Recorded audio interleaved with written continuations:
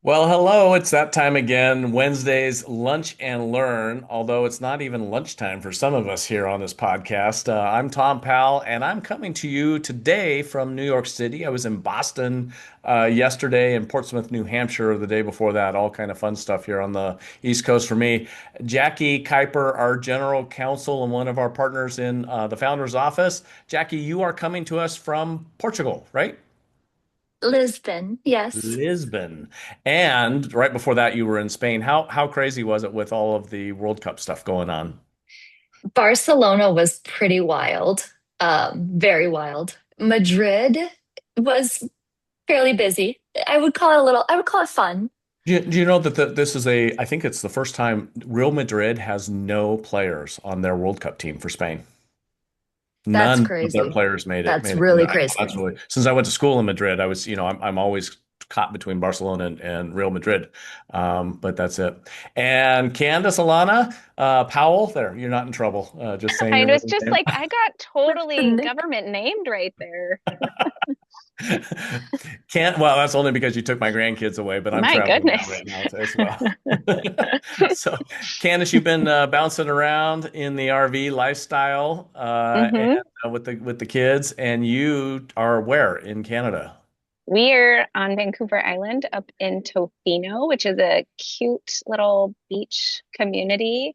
Um, and we're very happy to be out of the heat of Nevada right now. Um, I was just saying we had to buy extra comforters because we were chilly, which was a nice I surprise in July.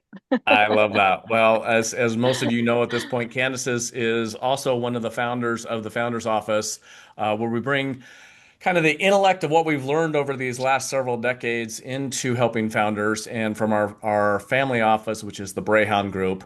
Now, today, I want to tell you, most founders think the biggest AI decision they'll make is choosing the right tool. But the better question is, what happens to your business when your AI knows more about your company than your own team does? Every founder is trying to move faster with AI, yet in the race for productivity, many are unknowingly creating new risks around privacy, governance, intellectual property, and control. The challenge isn't simply adopting AI, it's adopting it in a way that protects the business you've worked so hard to build. That is why I'm excited about today's conversation. We're joined by two leaders who approach this challenge from complementary perspectives. Dr. Armina Karapetian, I just blew it. I That, that's practiced this. perfect. So founder and CEO of Iron Home AI and professor at the University of Nevada, Reno, where I first met her. And she helps organizations understand AI through the lens of governance, operational risk, and responsible leadership. And joining her is Dr. Alexander Karapetian, founder and CTO of Iron Home AI, whose decades of experience designing enterprise AI systems focus on keeping sensitive information secure while enabling organizations to fully leverage artificial intelligence. Together, they're going to help us explore what every founder needs to understand as AI becomes part of everyday business. How do you embrace innovation without surrendering control? As you listen today, ask yourself one question. If your company's future depends on AI, who should own the intelligence that powers it? Please help me welcome Dr. Armina Karapetian and Dr. Alex Karapetian. And I just butchered your name, even though I No, got it you right did all the perfect. time. Yeah, Well done, you Thomas. did perfect. Yeah. Thank you. Thank you so Okay. much. Now, Thank you. Armina and Alex, welcome to you both. And as a light user, I will say of this product, Armina and I were meeting over coffee because she came up to our Lake Tahoe, right? Our Correct. pitch, and That was that a was great where event. I love that with you coming up there. That was fantastic, and you were talking about it, and you weren't even in a capital raising model, but you came up to see all the other entrepreneurs that were working around there. And you're in That's Nevada right now. awesome. You're other than my team right now, the only one. We're not in Nevada right now. And Alex, you're down in the Silicon Valley. Well, I'm actually in Berkeley, which is You're in Berkeley. Okay, so yes, yeah. Berkeley does not claim Silicon Valley. It's No, across the bay. we're more like academic kind of environment. Yeah, So but more founder-led companies are coming out of Berkeley right now than any of the other side of the bay. companies by Well, I step. was in Silicon Valley with Intel for a number of years, so that I'm familiar with that as well. So, Well, so let's start here. We want to talk about the genesis, but I also want everybody to understand. So if we could get just a really basic understanding. I mean, I'm talking like, don't say fifth grade because they know way more than most of us. I'm talking like a 76-year-old explaining this to what the heck is Iron Home and what does it do for founders? Alex, I'm gonna let you start on that one and I'll jump in. Iron Home is a tool that allows you to build value using AI while fully protecting your alpha, your intellectual property. That is the gist of it. So the idea is that uh, AI is an opportunity for you to grow your business, for you to develop your ideas, for you to do some innovation. But when not done right, it's also a giant exposure into your business, into your alpha, into understanding who you are as an organization. So Iron Home is a tool that allows you to run forward with this innovation without exposing yourself and your data and intellectual property to those models, which are collecting data on everything while they're being developed and deployed. So that's essentially what it is. So let me take it as a different level. So in old days, we used to make copies by taking and you put a carbon paper between, and then you'd run it over the machine and you do that. And then we came up with these copy machines. And then one day, some attorneys discovered that they could actually subpoena through records, a requirement to turn over the hard drive from a copy machine Right. because they could actually find every single thing that had ever been copied out of there, and then that was through the discovery process. And we're talking on a copy machine of what's been run through the copy. With AI today, with all of the employees are running everything through Google, and then it's getting into search engines, and it's running through their chats and their clouds. What you're saying is none of that is private. That's right. Another way to look at it is, Tom, you alluded to that. Think about when you do a Google search. Every time you type in the search term and look for something, Google knows something about you. It collects that data, it attaches it to your profile. That's why you get targeted ads, targeted information, et cetera, et cetera. So the same thing with AI, except you're exposing a lot more with AI than you do with any search. When you're searching for the nearest pizza place, okay, Google knows that you like pizza. If you ask it, how do I develop this particular algorithm or help me improve it? All of a sudden, OpenAI or Anthropic knows a lot more about what your company does, what it's thinking about, and what intellectual property you might be alluding to. Even if being private, you may not be even uploading any documents.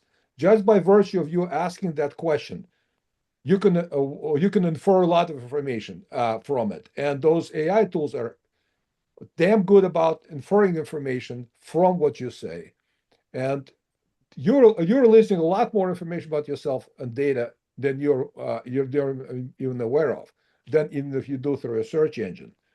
So that's again, with power comes exposure. So Yeah. Well, this and it's great to use, but what you're talking about is not being a person that says don't use AI. no, What you guys have come up with is a way that you can maintain that privacy, that piece that Jackie works on with our founders law group on how do we get intellectual property and how do you maintain that intellectual property, but how do you also maintain those secrets and in litigation, one of the things I'm always concerned about is what became public disclosure versus private disclosure of what's not even to be disclosed. And all well, of that. that's right. Number one. And number two, suppose in an extreme case, suppose I do develop that algorithm with the help of AI. Who owns intellectual property on it? Uh, Well, that's a legitimate question. it You could hasn't say made that its way through the tomorrow, courts right now, but yes. right? But you could legitimately say if Claude helped you develop that algorithm, then maybe Anthropic has a say in that or a stake in that. But it's so muggy territory. How can you protect your IP? It's all unclear. So So, I I mean, wanted to yeah, go. jump in I, there. wa- I wanted to touch on something that you said during the introduction, Tom, that many companies, the founders think about AI, implementing AI. And again, when we talk about AI, we're primarily talking about large language models in that context, which AI is a much bigger thing, but it's a different conversation. So founders think about is a productivity. So when the first thing that they say, oh, which model should I use? And we all know that all models are about the same at this time. So it's not really, they're not so much differentiated.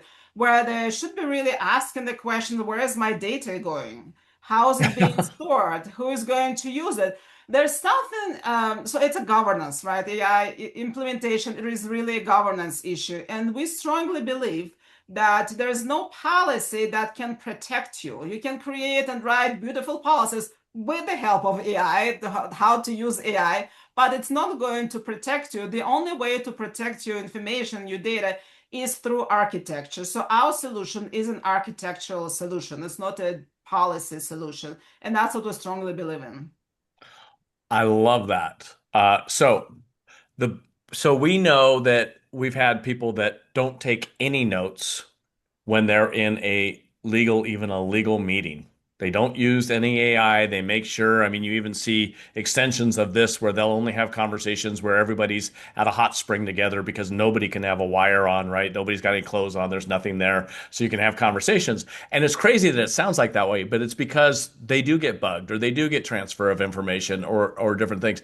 And Alex, back to your point, when you're readily feeding it to the machine, it's there. You can't even help it. And I mean, what you're talking about is actually the architecture, not just the governance, but you've got to have the architecture before you can even get into the governance of how do you not have it go into the public domain. Correct. And there is something about this interface that makes people talk to it as it was an intimate friend, right? And without question. And there's nothing to say about human psychology, right? So now we hear about all this, people having relationships with AI. So, and I study, you mentioned that my academic background. So I do study risk and in decision making. And I think that the main issue is that people underestimate the risk when they interact with AI because the risk is not very well defined and it's not a bug, it's a feature. That's how many, companies that provide these AI models, how that's, you have to read very fine print and, understand what it is that they're retaining. So I think that the main issue is that most users underestimate the risk of putting their information into AI and asking questions. Again, a lot can be inferred just by asking the question.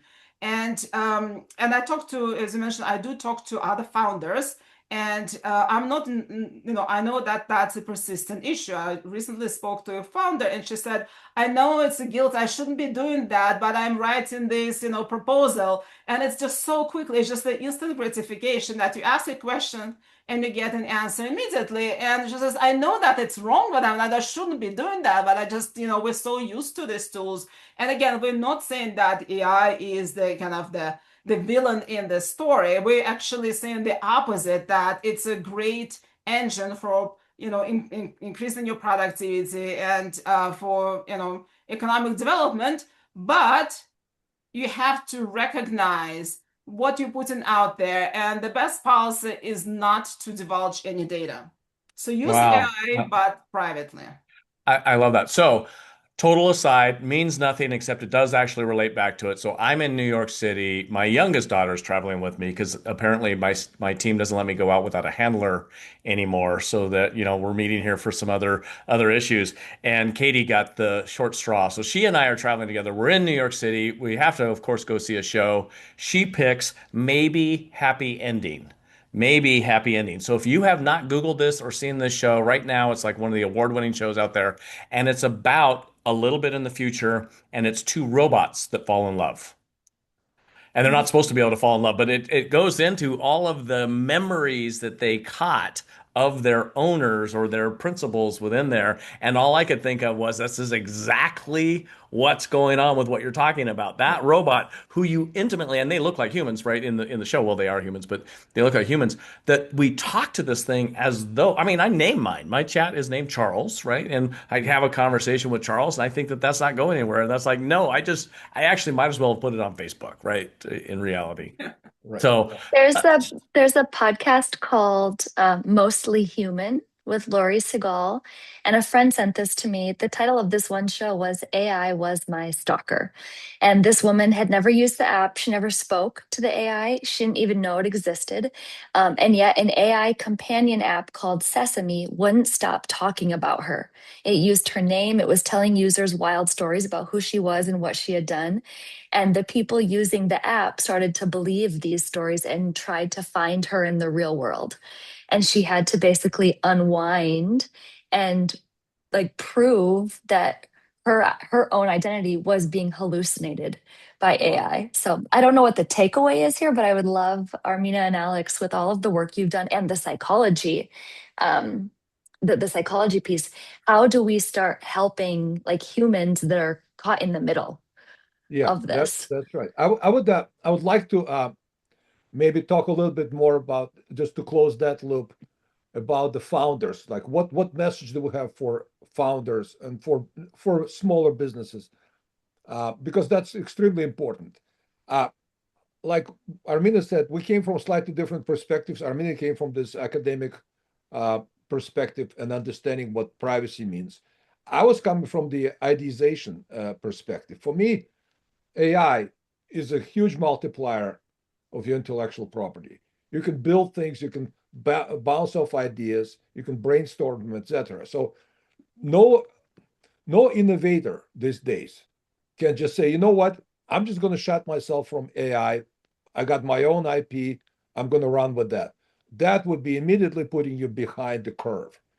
You need to use UI. You can't use AI because otherwise you will be at a disadvantage. It's becoming the requirement. But to do that properly, you have to have the right architecture. So this is what we're offering. And that architecture has two fundamental elements. One is privacy, which is like our Iron Home app, which exists in two versions. One is the desktop you can run on your device like a laptop or a desktop, and the other is the server. Those could be unplugged physically from the internet. You can just disconnect Wi-Fi or pull out the cable and will still work. That's the so-called air gapping.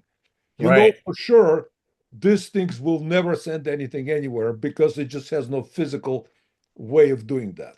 That's one pillar of the architecture. The other is, you probably heard about the idea of hallucination, AI hallucination. That means that if you type something or you ask it a question, it draws from a myriad trillions vector points to produce an answer, which may or may not be relevant to what you're actually asking. And it may sound truthful, but may not be. Our localized solution allows you to say, because it's a software stack, it's not just a local language model, it's also the layers above that, that do data processing. Our solution ensures that it looks only at your data when it's relevant. So in other words, the risk of producing a wrong answer is greatly reduced, a risk of hallucination. So this way, you can just be ensured that you're producing the correct answer and it's private. So let's take this in just one user experience. Okay. Some of the people that have gotten in trouble for hallucinations are lawyers, and they Right. probably deserve to get in trouble because it was hallucinations, right? But Right. one of the big problems in being in the law is doing your research of cases. And so there's times that, that happens even in the real world of humans. But in this case, when you could put case law or the case files and they were on your, not just your server, but you had the benefit of having a large language model able to run that within, there's no reason that any law office wouldn't have Iron Home AI on their office at this point, right? So we're talking Any both the servers and the PCs. any law office, any defense contractor, Lockheed Martin, whether where you have a service manual for the F-35 fighter jet. Yeah, you don't want that in public domain. You don't want the public domain, nor do you want ask a question. Okay, what tuning do I have for the flaps Yeah. software? Because that'll pull out something from a Boeing 787. Well, I'm exaggerating, but you get the Yeah, idea. no, but that's very So the fair. relevance and privacy combined together, that's where two of our perspectives come together into one product. And I think that's the strength of it. So you got one side of you were talking about this because brother and sister, you guys are coming at this from a different language and you end up in the same space because if I'm hearing it right, you're looking at governance, Armina, and Correct. Alex, you're looking at like, how do I make sure it's accurate and it's only mine, right? Well, So I'm looking how it's accurate, how it's mine, but I'm also looking at how do I advance my ideas, how I bounce yeah, off my ideas without revealing them. If I have a breakthrough idea and I want to bounce it off against the advanced model, right there, if I type it into ChatGPT, it already knows about this. It's yeah. already there. So And it my never And goal, forgets. my alpha is Mhm. gone. It's already there. It's gone. You've yelled it out into the wind. So those are the And things. going back to the sample of lawyers or law firms, if you're passing confidential client information Oh, into something like Claude, there are state professional responsibility rules you may be violating if you don't have some security measures in place, They, as they one will say, example. yeah, they will say to that it's a good point, but they will say to you, well, when we ask that question, they would present to ChatGPT, we would scrub off all the personal data instead of client Smith would say client A, client B. They can still say that, but the underlying inference is still there. You may not call them by names, but they know what your law firm is working on. Now they know what kind of expertise lawyers you have in your law firm, and especially with companies that are like founders, they work in innovations and creating new products. That's even more of an issue. You invent new algorithm, or you invent new form of fusion. That's out there. You can't discuss it. You either have to say, I'm giving up on AI. I have to develop it the old-fashioned way, doors closed. Fine, but you'll be doing it slowly, or you're using the existing open AI, the superscalar AIs, and you're releasing that information to the world. That is the gap that I think is hugely important, and it's going to prevent AI from becoming a swear word a few months from now, which I think it will if we don't do it right. Uh, yeah. So you can actually have AI be kind of a ubiquitous business model without losing your independence as a founder. If I'm understanding, because what we help a lot of founders do is extract their intellect, their intellectual property, their all of their trademarks and everything, because there's a value that those intangibles are hugely valuable. As a matter of fact, it makes up the greater amount of wealth on Wall Street in particular. But so how do you extract that out? And if you're giving it away, you can't extract it out and call it your own. Or like you said, even if it is Claude's, does Anthropic own that or do you own that? How do you prove that? Type scenario. So I think that's important to understand. And someone that is a sole proprietor, creative person, writing or whatever, having a product like Iron Home or specifically Iron Home AI, which we'll show you how to get there in a bit, that is a great way to be able to have your private large language model on your machine with your data right there. And if you're a small organization or even a large organization, having it on the server, that's maybe not air gap safety wise, but at least it's air gap safety wise relative to this data, right. It's air Correct. gapped. right? Yeah. It's not air gapped within your organization, but it is air gapped To with external. outside of your Yeah. organization. And And especially speaking about founders, when you think about, and I talk to a lot of founders also, so the company really exists in their mind, right? That this idea of the company, it's not a reality, right? But it exists in their mind. And once you put it out there, you divulge all of that, right? So it becomes pretty much public. And I think, again, the main issue is that people don't underestimate the risks No. associated. And I think that's for me, that's kind of my mission, is to educate people on the risks that they're taking every time they type something in an, ChatGPT, not to name, just any prompt, any publicly available prompt. Well, you and I both come from the governance side for that Yeah. standpoint. And what I love about Armina is she is academia, but she is free enterprise business world meets academia, which is an awesome thing because there's not always a lot. Academia gets this bad tune, and it's just not true. Some of it is true, but Yeah. and then free enterprise also gets, oh, these founders, and they don't, and it's like, no, no, no. There's this meeting of where we go and we exchange ideas. So talk to me about that. How did you move? Or where do you see this meeting of opportunities of founders, universities, sharing of ideas, and then where does this all fit together? Because we get better the more we can share the information. So I completely agree that, again, I think that what created us as a species is this ability to share information. I think that's why also we're so fascinated, like in awe with this technology that as a society we've invented, is because it can talk back to us. There's no other animal or species in this world who can talk back to us in our language. And I think that's partially why we're so fascinated with it. So I think obviously communication is, I believe in sharing ideas. I believe in communicating and learning from each other because I think the industry has its strengths, but sometimes can be a little bit short-sighted. Academia, on the other hand, is extremely long-sighted and cannot see, only sees what's in front of it. And I think by bringing those two together, we can create really, truly the value that everyone can benefit from. That's how it is, Well, how I see it. I have a you're, question on, yep, go, Candace. sorry, we've got founders on that are in the middle of a capital raise or about to start a capital raise. And I think a lot of what we're talking about is the importance of protecting their data.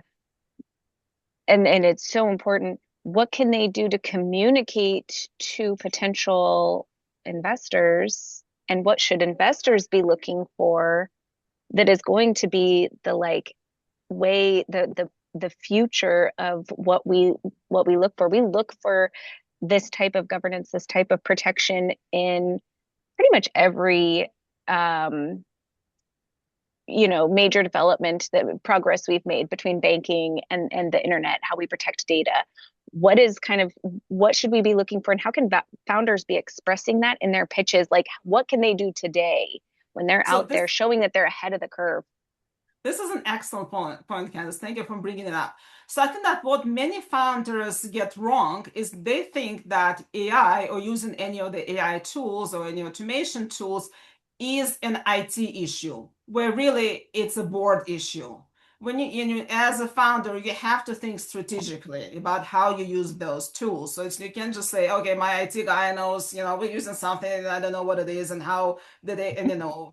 So as a founder, you have to be in charge, which is kind of strange because you don't expect to have technical skills from the founders, right? They have their other skills that that are important, but we're kind of in a new territory where you cannot just say, okay, my IT guy gal is going to handle it. As a founder, you have to be in charge. You have to be in charge of creating and writing those strategies and understanding how the data goes, where it's stored, because it's your customer data, so now responsible. So, speaking about the regulatory framework, in the United States, in Europe has a comprehensive AI legal framework. But in the United States, although we don't have a federal level regulation around AI, you're still bound by the same regulations. Comes to trademark law, comes to copyright law, comes to protecting your customer data. All those things still apply. No one's, you just have to work, and it becomes even more complicated. And as a founder, you can't just outsource it to somebody else.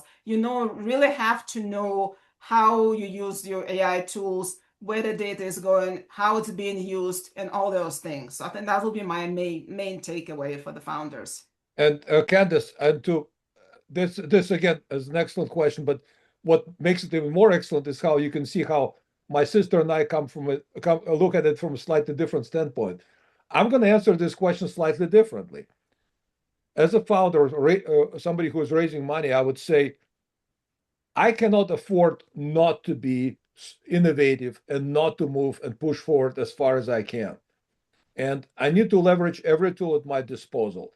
AI is a tremendously powerful technology that allows you to innovate or innovate with less people, less resources, less investments, or given the floor of investments, innovate far farther than you could otherwise.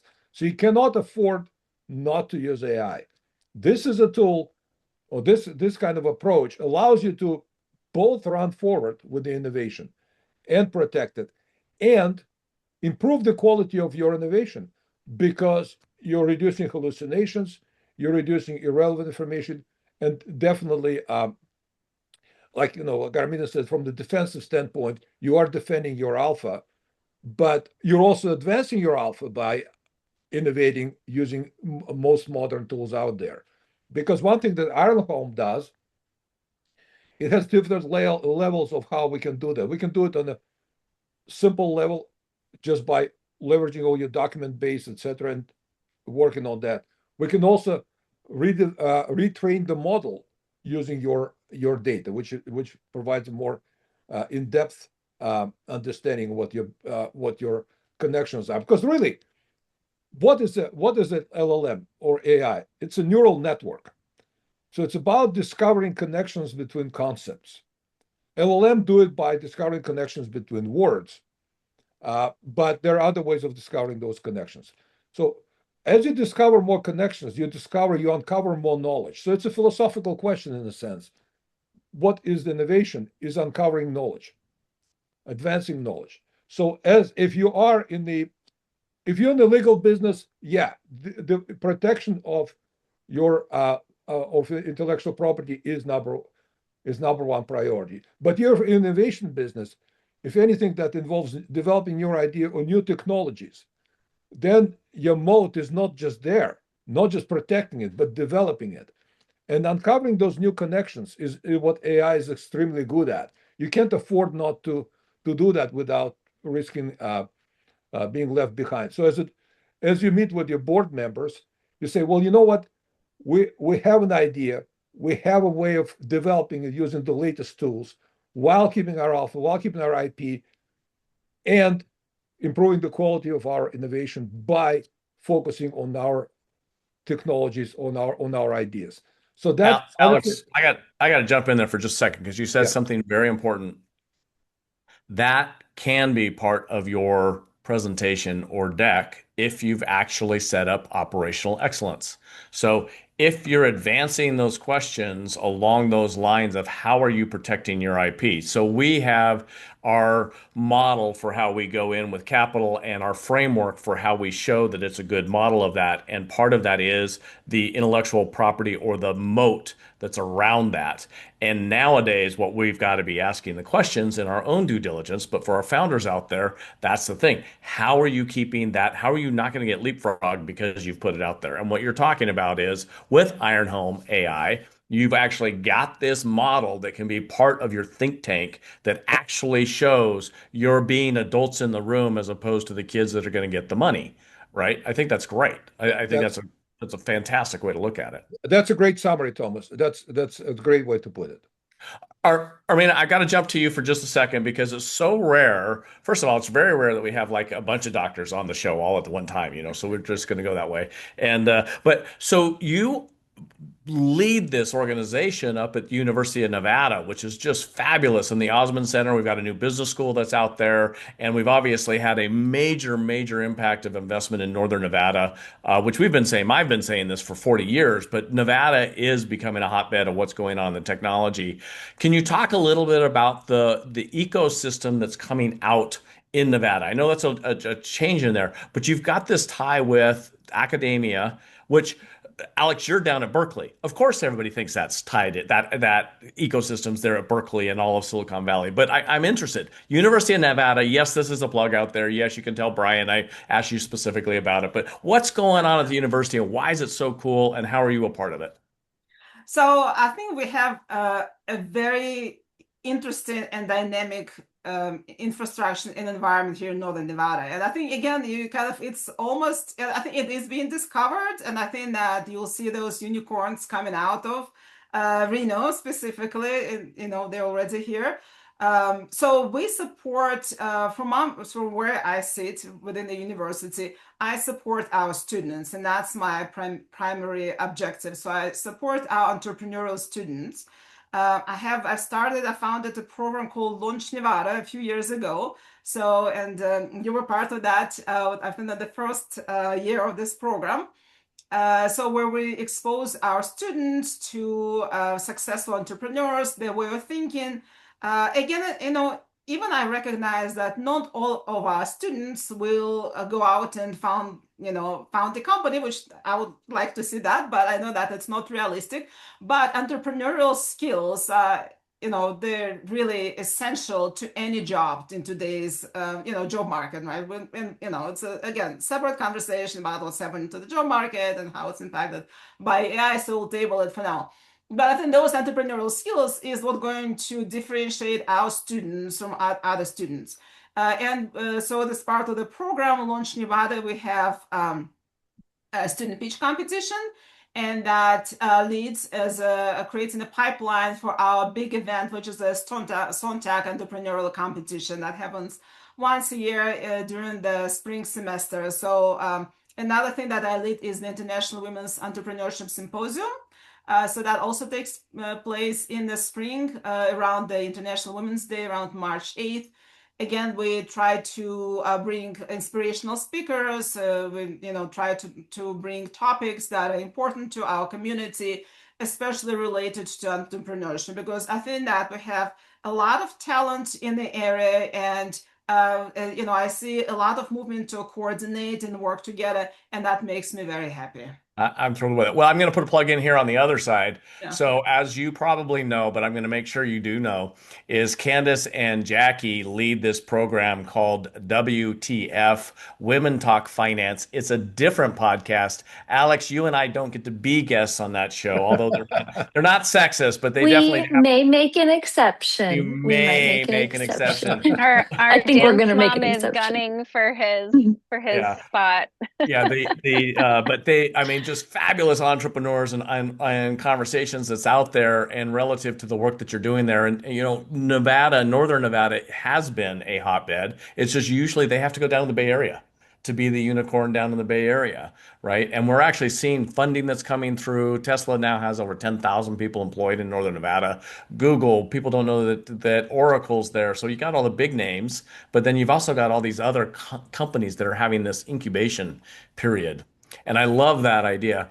Alex, you're in Berkeley, which is a known hotbed of technology. What are the students saying out there? And since we've got two doctorates in this space, and we've got our founders that are online right now, you guys have the opportunity to ask the questions of these professionals that are out there. And it can be about AI, it can be about entrepreneurialism, it can be about the journey, because you yourselves have launched this company. What's that out there? So I open it up for questions, but also just, Alex, tell me what's going on down at Berkeley. Where's the thought process and everything that, we hear everything that's going on in Silicon Valley and just a little bit to the east of Berkeley. What's going on?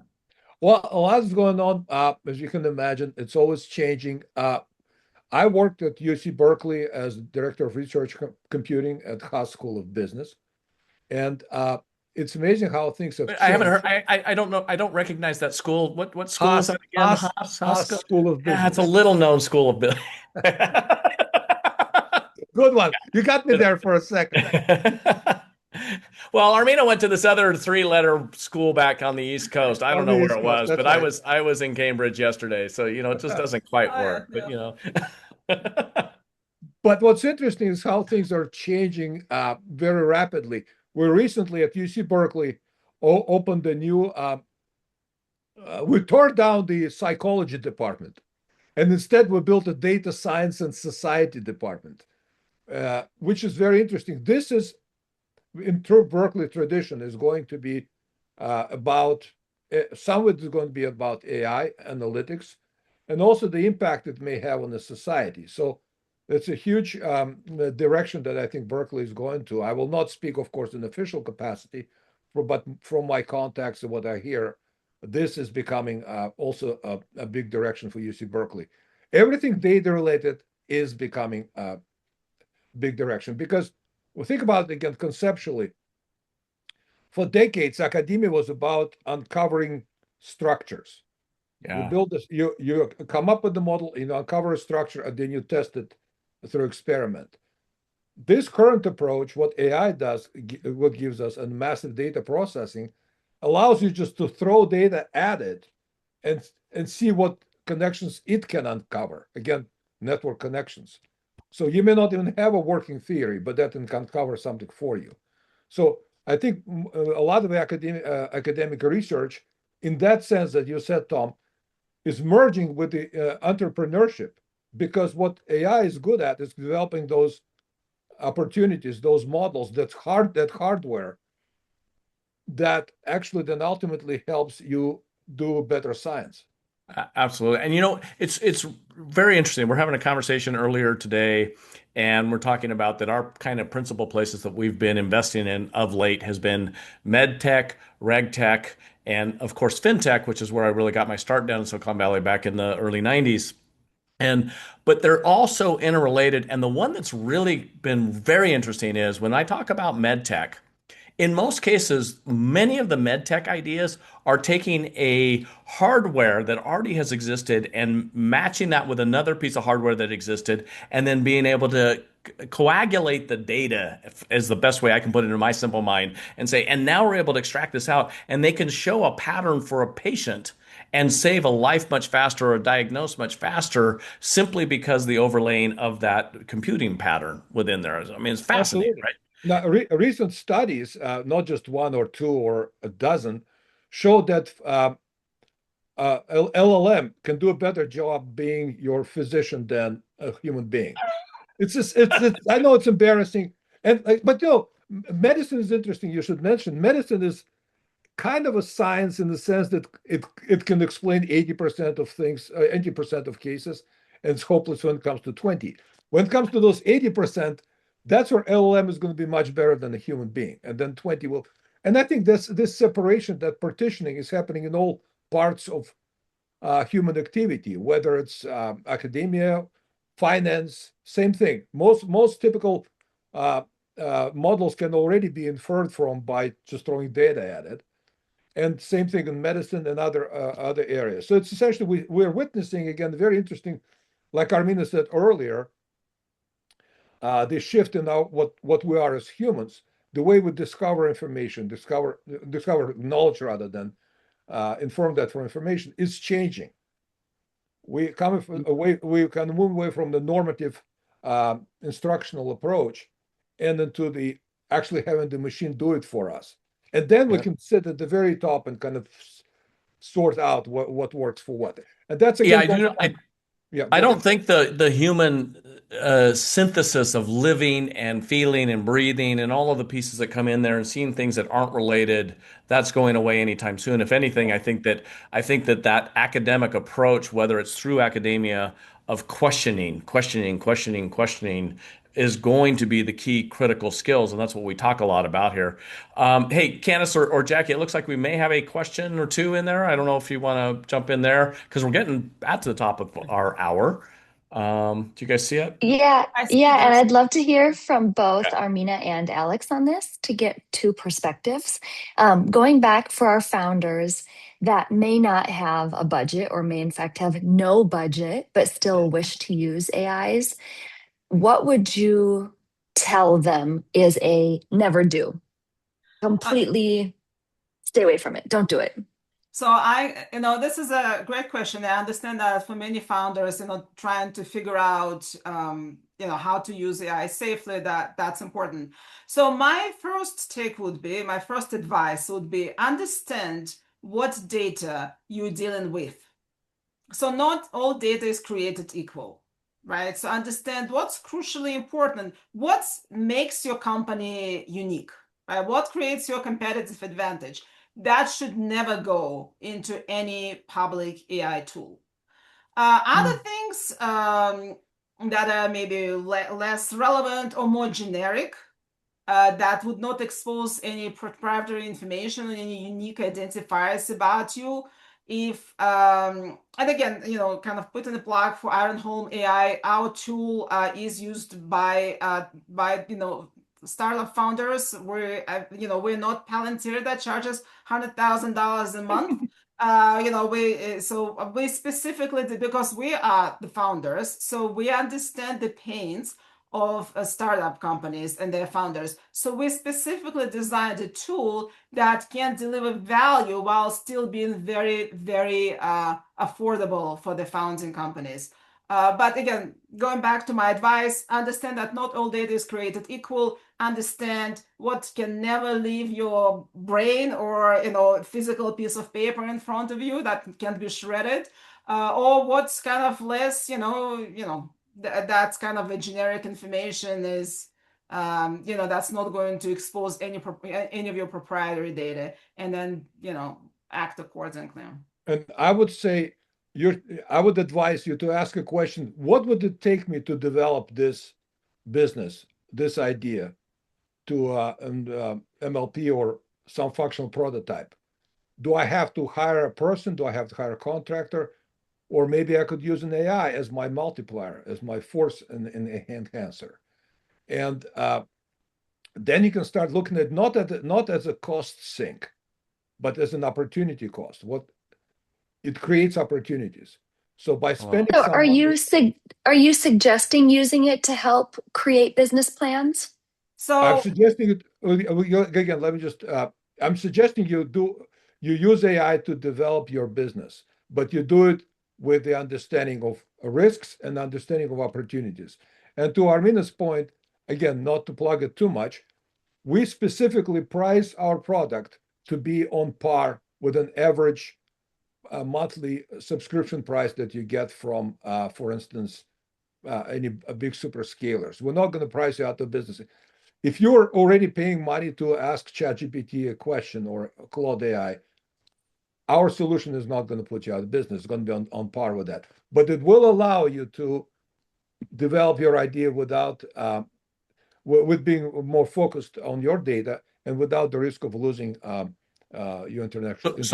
to Kim's question, who was the question that popped up on there, and appreciate her being there, is if you want to help develop a business plan and you're going to put your thinking processes in there, using Ironhome to help you do that, to keep that proprietary, and then even overlaying things to help you run. But you can be running your financial models. You can be looking at your marketing plan. You can be doing all of that while making sure that your data is not escaping out into the Ethernet.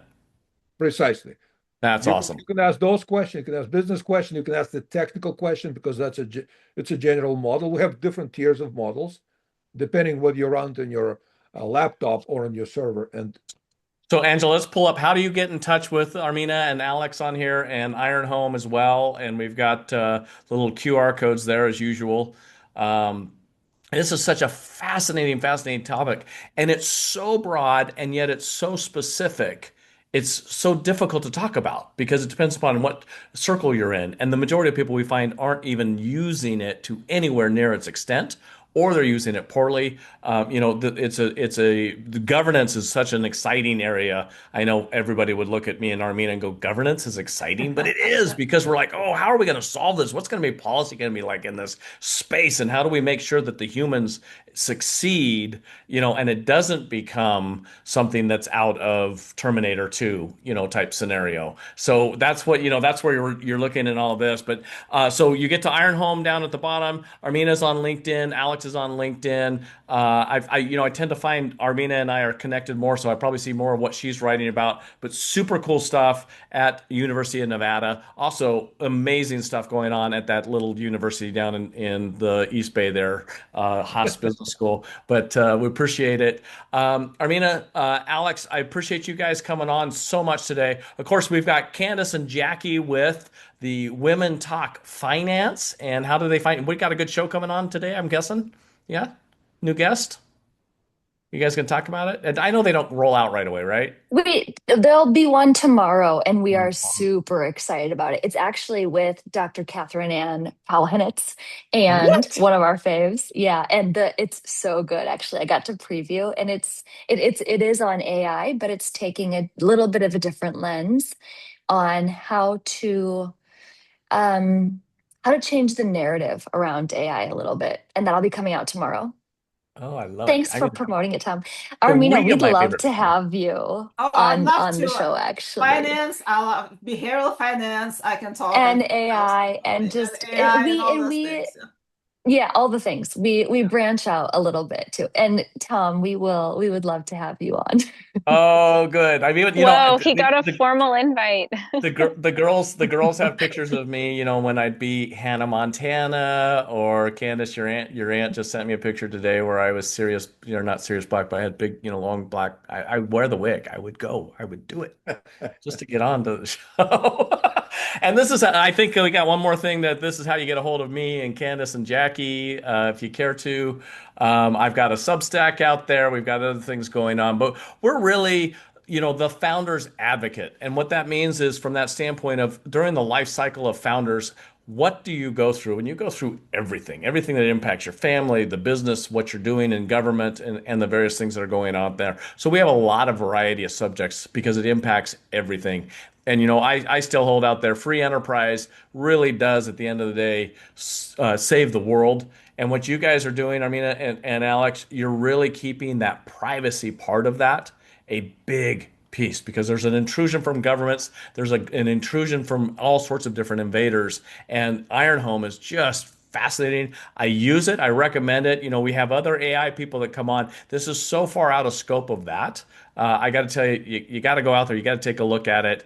And they're super helpful too when you don't understand what you're doing, because Alex and I have sat on the phone and he's helping you walk through this stuff. So it's great. And Angela, of course, thanks for running the show today. Everyone, we'll see you next week. Have a great day. And Alex, Armina, thank you for joining. Thank you. Thank Thank you you. so much Thank for you very having much. us. Thank you. Thank you.